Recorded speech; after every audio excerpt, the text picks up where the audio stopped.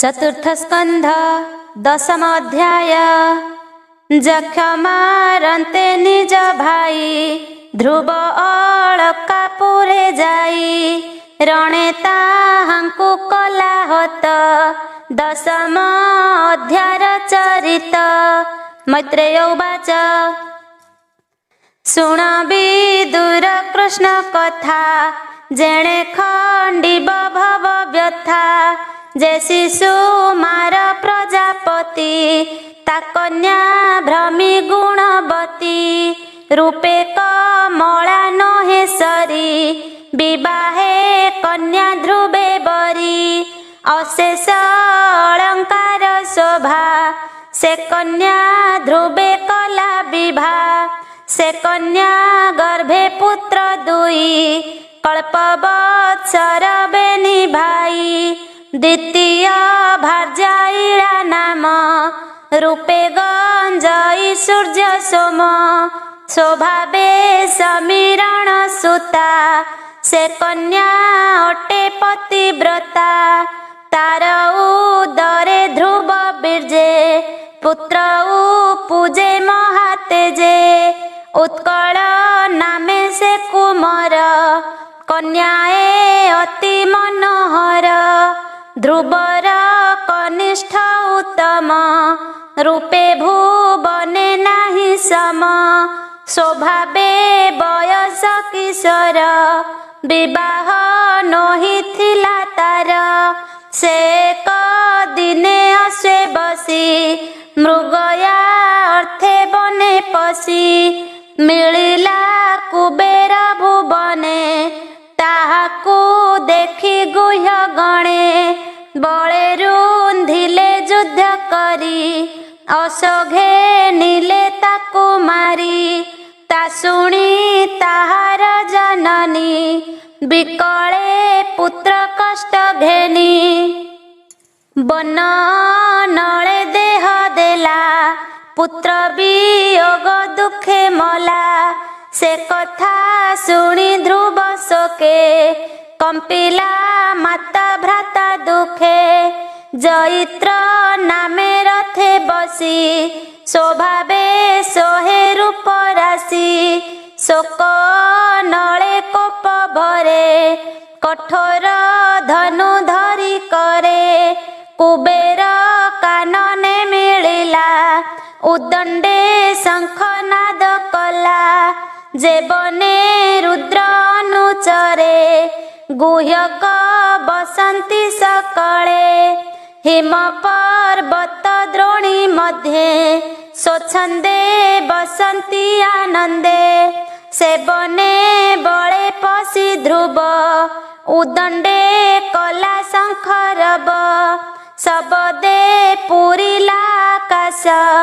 भूमि पर्वत दश दिश जक्ष कामिनी गण बेगे भये चाहिले ऊर्ध्व दिगे सेनाद शुणी दश दिशे गुह्यक गण महारोषे धाइले नाना शस्त्र धरी चलन्ते कंपे वसुंधरी गुह्यक गणे ध्रुव चाहि निज को दंडे गुण देई आकर्ण जाए टाणी गुण बिंधिले तिनि तिनि बाण ध्रुवर तीक्ष्ण बाण बळे पड़िले गुह्यक सकळे गुह्यक गण देखि त्रासे रणे भाजिले दश दिशे अद्भुत कर्म देखि तार विष्णुर तेजे बलियार करंती धन्य धन्य बाणी आनंदे देवलोके शुणी से बाण सही गुह्य गणे पुणी मिलिले घोर रणे पाद मारंते अहि जेने ध्रुवकू देखि कोप मने ध्रुवर रथ बेगे रुंधी द्विगुणे तीक्ष्ण बाण बिंधी परिघ खड़ग आयुध प्रासत मर सर युद्ध शुद्ध शक्ति भूषुंडी रुष्टि बाण बेगे बिंधिले गरु टाण कोपे रुंधिले अतिरुष्टे रथि सारथि अश्वपृष्ठे अयुत त्रयोदश मृळी सबदे ब्रह्मांड उछुळी बेढ़िले अति अनायत छने न दिशे ध्रुव रथ गगने मिली देव लोके कहती एक कुआर के शुभई हाहाकार बाणी देवे बोलती ताहा शुणी देख ए मनु वंश सुत प्रचंड जेसने आदित्य गुह्यक समुद्रे बुड़िला ध्रुव निश्चय नाश गला गर्जंती जातु धान गणे ध्रुवता शुणिला श्रवणे सारथी चाही पुण्य देहा बोले आकाशे रथ बाहा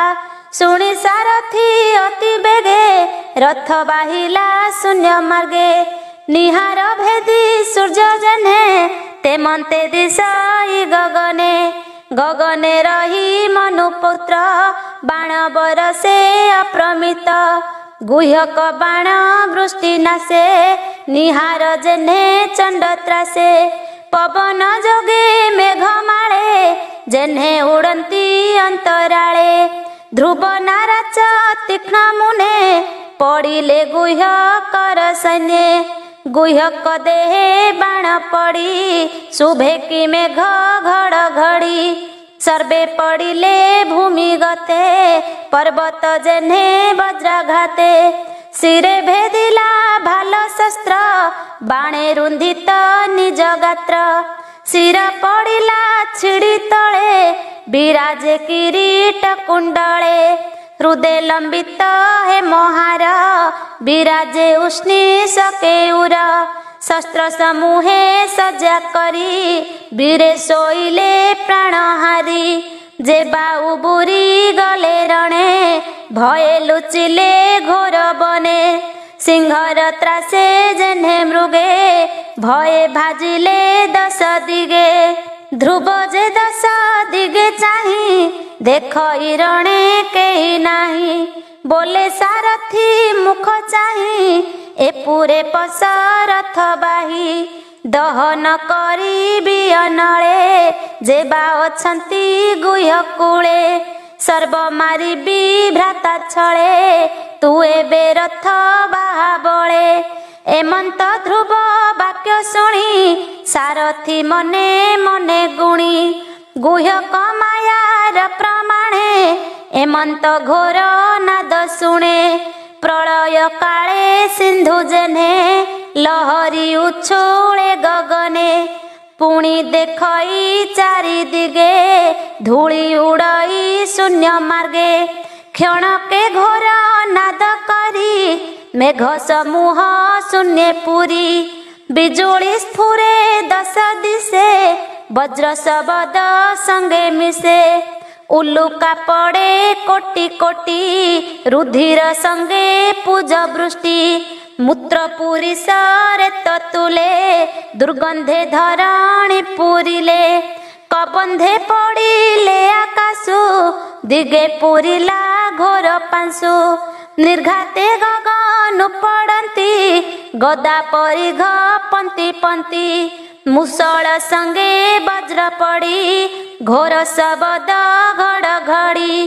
सर्पे धामंती फुफु करी अनल प्राय चक्षु धरी गजे धामंती शुंड तोली सिंह शार्दूल संगे मिली तक्षणे सिंधु छुड़िला लहरी गगने लागिला भूमि पूरिला महाजले प्रचंड पवन उल्लोळे कल्पांते घोर नाद जेने शब्द पुरिला गगने एमंते नाना माया करी गुह्यके समर आबोरी मिलिले नाना शस्त्र घेनी सबदे कंपाई मेदिनी ध्रुव उपरे माया गुह्यक सन्धिले आबरी गुह्यक माया देखि बेगे मुनि मिलिले ध्रुव आगे कल्याण हस्ते आगे रही बोलंती ध्रुव मुख चाही मुनय उचु सुण हे उत्तान कुमार तोते प्रसन्न चक्रधर जे हरि सर्व भय नासे आम्भे ता देखु तोर पासे जानाम स्मरी अंत काले मृत्यु तरंती प्राणी हेळे से हरि नाम तु सुमर गुह्यक माया कुसंघर एमंते मुनिंकर बोले रथ तोलिला अंतराळे सुण सुजने हरि कथा हरि न सहे भृत्य व्यथा से हरि जस हृदय चिंत कहई दास जगन्नाथ। इति श्रीमद्भागवते महापुराणे पारमहंस्यां संहितायां चतुर्थ स्कंधे ध्रुव चरितम नाम 10 अध्याय।